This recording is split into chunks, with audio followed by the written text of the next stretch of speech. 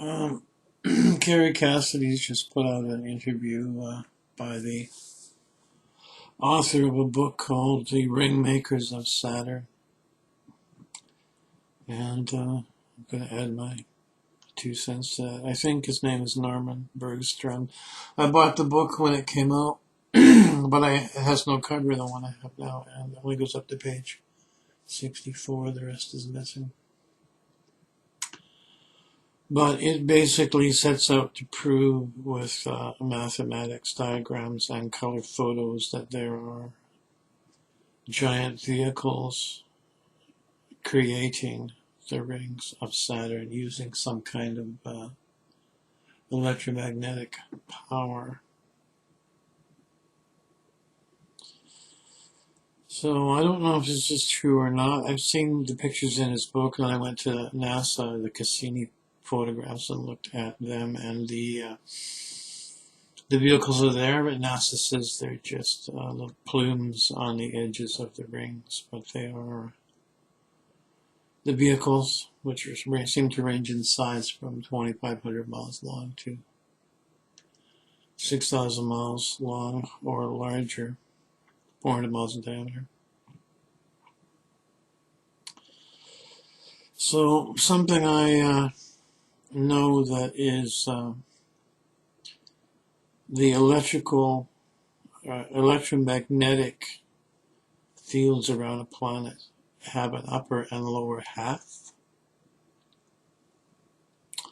or at least the Earth does. This is the only one I know, but I'm just assuming it would be the same for all planets. So at the top, out of the North Pole, electricity comes around and goes back in at the equator, and out of the South Pole down, around, and in at the equator. And separating these two is an electrically neutral plasma. And a plasma is a highly charged, ionized layer with ions and electrons, but there's a balance there, so nothing really happens. It's just an insulator between the two magnetic fields. And this is on the center line, which is where the rings are on Saturn. So I wonder two things. If they are taking energy from the plasma. There's a man called Bela Karlovitz who holds the patent on something called electromagnetic induction in plasma, which is quite a simple technology, and it looks what we're seeing out there, which is huge ships with huge fireballs the size of the Earth or larger, and huge toroidal electromagnetic shapes seemingly creating the rings. So these ships may be taking energy out of the plasma, because it's kind of like getting free energy. There's no indication of what they do with this energy. The second viewpoint would be, if they're shorting out the plasma, then they're shorting out the magnetic fields, and that would have gigantic effects on the planet.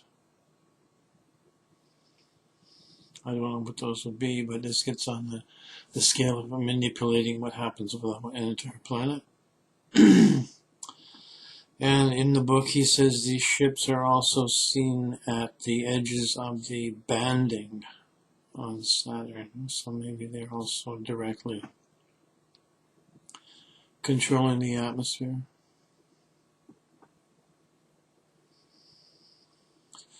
So I'm not going to do all the research. You can run this down. This is the kind of thing that I get into in running down science for a video that I do. I don't want to do that on this. The book is rare. Current publication is $250. The next run will be $1,000 each. So If you're interested in this, hit the used bookstores. But the technology to do this is not very difficult. It was invented here in 1942, so what's going on up there is actually quite simple. It's just very, very large. And a secondary grouping of information, he proves, or not proves, but tries to prove through logic that the approach of one of these machines to a planetary body is what all the markings are on the moon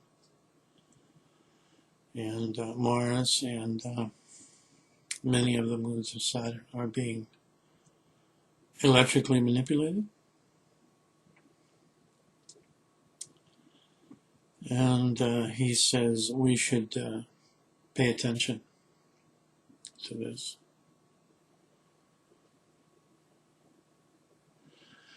So I just thought I'd put that out there. There's something going on. They may be using the plasma, as I said, for either taking energy or manipulating the planet. So you can have a look. Look at the interview. Sounds a little bad on the interview, but like all great things, you have to make a little payment to have it.